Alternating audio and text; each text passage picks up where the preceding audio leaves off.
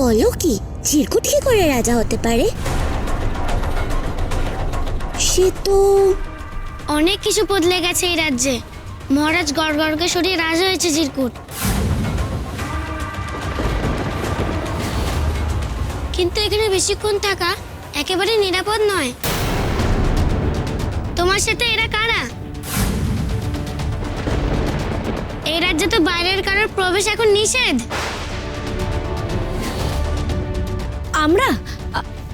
আমরা তো তত্তরের বন্ধু। আমরা এখানে একটা বড় উদ্দেশ্যে এসেছি।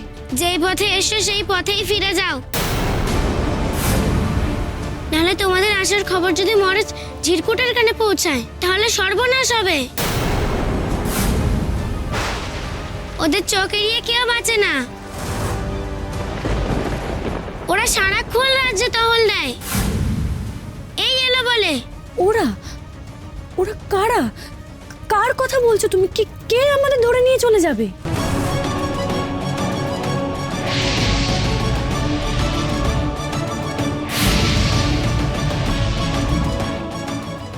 কিসের যেন একটা আওয়াজ আসছে।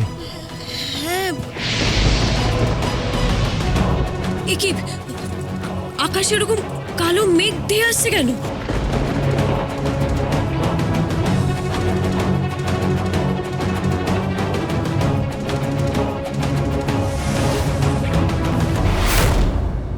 ওটা মেঘ না, ওটা কালো পরিদের দল।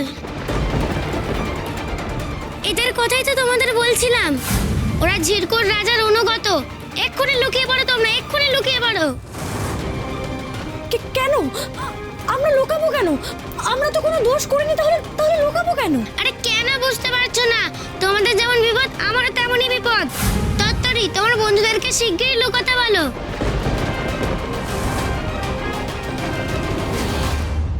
এখানের পরিস্থিতি বুঝতে গেলে আমাদের এখানেই থাকতে হবে। আপাতত লুকিয়ে সবটা নজর রাখি। কিন্তু আমরা লুকাবোটা কোথায়?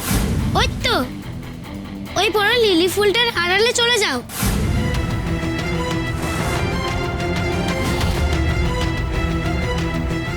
যাও, শিগগিরই যাও।